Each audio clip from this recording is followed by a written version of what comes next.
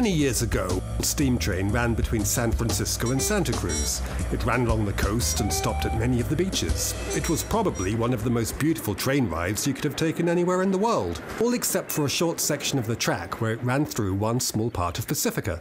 For that particular stretch of coast, known as the Rocks of Ramon, a heavy shroud of fog engulfed the old railway bridge and the old Rocks of Ramon hotel.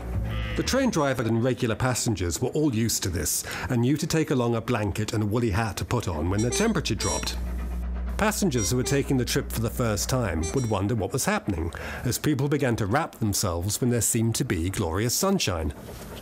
Then the fog would seep into the train car and teeth would begin to chatter, and woe betides any child that brought along a balloon, as they would pop the very moment the train ran under the bridge. And it was because Flo's little sister, whose name was Bessie, had a balloon burst the first time they rode the train that Flo decided to investigate. Flo and Bessie had just moved to Pacifica from somewhere in the Midwest. Their father was an expert on growing orchids and had been informed that the climate in Pacifica was perfect for their cultivation. Flo had asked her father what he thought the reason was about the strange weather. Her father had given a very sensible scientific explanation that involved the difference in temperature between land and sea. But Flo knew there was something more to it than that, something that couldn't be explained by books and charts alone. Then one day, towards the end of October, Flo got her chance to investigate. Her father had been invited to give a lecture on the best soil in which to grow orchids by the Pacifica Gardeners Group, who met occasionally at the Rocks of Ramon Hotel. Flo asked if she could go along and watch. Her father, happy that she was starting to take an interest in orchids, quickly agreed. Flo knew she wouldn't have much time. Her father was going to speak for not much more than 20 minutes. So while her dad was speaking, Flo slipped away and explored the hotel. The hotel was deserted. Much of the furniture had old sheets covering it to protect it from the dust. Flo went up the creaky old staircase to the old ballroom.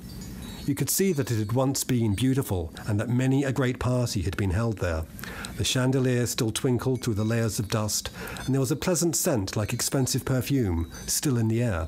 In fact, Flo was sure she could hear music as if a great band was playing all the latest jazz tunes. Flo turned to go out, and something caught her eye.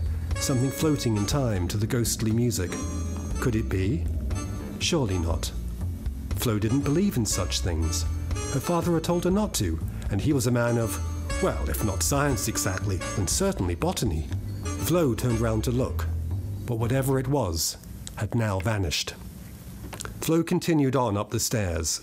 There was a set of double glass doors leading out onto a roof garden. They were stiff with age and old paint, but they swung open with a good shove. The garden was full of overgrown plant boxes and flower pots. An old gazebo lay at one end with the roof broken in. Beyond the gazebo was a walkway that led from the hotel roof garden onto... Well, that was odd, because you couldn't see it from the ground below.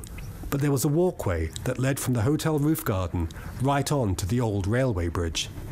As soon as Flo stepped onto the bridge, a cold fog descended upon her. She shivered. There was a loud succession of pops, and suddenly dozens of balloons started falling from the sky and bursting all around her. Then there was a loud, shrill blast of a whistle, and a roar of clattering wheels as the 309 from San Francisco to Santa Cruz Express thundered along the tracks beneath her. The hot steam from the train mixed with the cold of the fog, making strange apparitions, ghostly shapes in an otherworldly light. Only one of the shapes wasn't an apparition. It was truly a ghost. "Hello," said the ghost. "My name is Morris." "Hello," said Flo. "My name is Florence, but people call me Flo." "Do you like trains?" said the ghost. "Yes," said Florence. "At least, I like riding on them." "I don't," said Morris the ghost. "I don't like trains at all." "Why's that?" asked Flo. "Too noisy and dirty," said the ghost. "They make it impossible for people to hear the music at the dances, and they cover all the beautiful ball gowns in soot." "Oh," said Flo. "I hadn't thought of that. But the trains don't come by that often. Often enough to make all the posh parties go away," said the ghost. "Did you like the parties then?" asked Flo. "I was never invited," said the ghost. "Well, maybe because people were a bit scared of you," said Flo. "I was never invited to parties, even when I was a young ghost. Not even by other ghosts," said the ghost. "Oh, that is sad," said Flo. "Have you always been a ghost then?" "For as far back as I can remember," said the ghost. "I think some people are just born that way.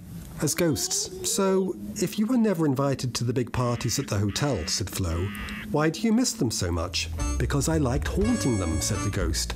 I used to like coming out of the horns of the saxophone, or the bells of the trumpet, or sneaking up on the drummer and making him miss a beat. I liked getting under the feet of the best dancers and seeing if I could trip them up. It was fun. Sounds a bit mean, said Flo. It was a job, said the ghost. Beggars can't be choosers, as my gran used to say. So now you don't have a job, said Flo. Not really, said the ghost, except for haunting this bridge by making it cold and always foggy. Oh, and bursting balloons. I like that part. You made my sister cry, you big meanie. It was the first balloon she ever had, said Flo. Oh, said the ghost. I'm sorry. I didn't know. I think you've probably burst a lot of children's first balloons, said Flo. I mean, how long have you been doing this? Too long, I think, said the ghost. Well, maybe you could still make it foggy and cold, but just stop bursting balloons, said Flo. I could, said the ghost, but we all need something a little extra, some kind of gimmick that other ghosts can recognize our work by. Well, said Flo, how about this? You make it cold and foggy on one side of the bridge, and on the other side you make it bright and sunny. Not much of a gimmick, said the ghost. Wait, said Flo, I haven't finished. Because one side will be warm and sunny, people will have things like picnics and lemonade stands. Oh, said the ghost, do you mean I can haunt those? No, said Flo, not exactly. I thought you could make balloon animals and hats and things like that. You mean make people happy, said the ghost. Well, it would make up for all those balloons you burst, said Flo. True, said the ghost. And you could still make ghostly noises and pull faces and flap about, said Flo. I do like a good flap, said the ghost. And so it was agreed, and from that day on, only the west side of the bridge was cold and foggy.